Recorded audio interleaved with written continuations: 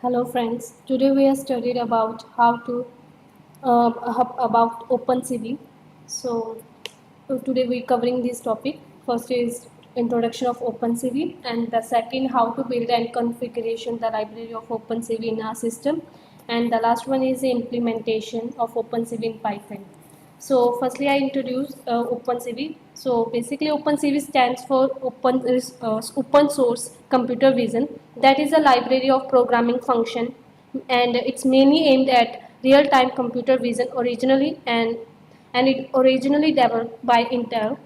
And OpenCV supports a wide variety of programming languages such as C++, Python, Java, and it's also available on different platforms that including Windows, Linux, Android, and iOS. And its interface for high-speed GPU operation based on CUDA and OpenCL are also under active development. And this library is used for under the open source BSD license. And so the next topic is installation of OpenCV in our system. If we want to OpenCV library in our system, then we use sudo apt get install lib OpenCV lib python OpenCV, and if we want to uh, in Python IDE, then we use this command. After installation of OpenCV in our system, then we are use OpenCV library in Python by using this keyword CV2, and we have used various functions to show was image in a window, to read image, to write image. So firstly we use a CV2 IM read image to read an image, and the image should be in the working directory or a full path of image should be given, and the second argument is the flag which specify the way image should be read. So we have a different ways to show image. Like if we want to show image in color image, then we use cv2.imReadColor, and if we want to uh, load image in grayscale mode, then we use cv2imRead Grayscale, and if we want to show the image in alpha channel, then we use cv2imRead Unchanged. So then after that we use IMShow method to display an image in a window, and the window automatically fits to the image size, and the first argument is window name which is string, and the second argument is our image.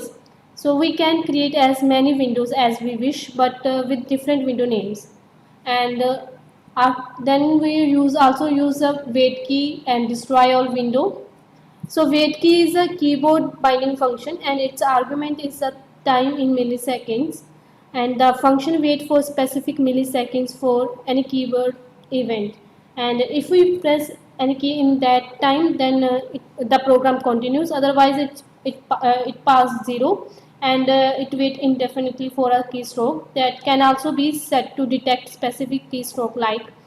So key is a press, and which will be discussed below, and then we also after that we also use destroy all window, and this function used to destroy all windows that we are created, and if we want to destroy any specific window that by using this function where we pass the exact window name as the argument, then and we also use this function that is named window.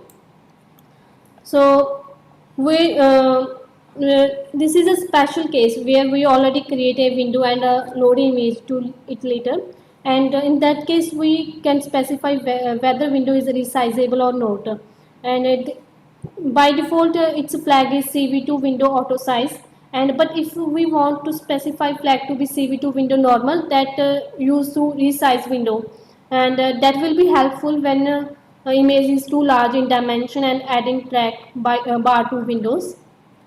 So now I run this code and show how to display an image in window.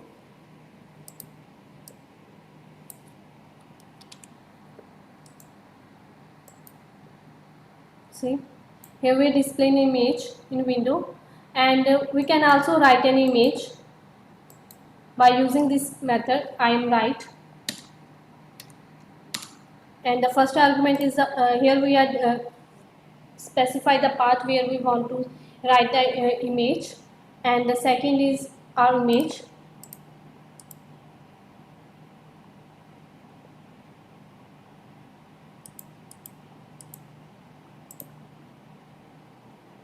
And here we are write an image. See. So thank you friends for watching this video.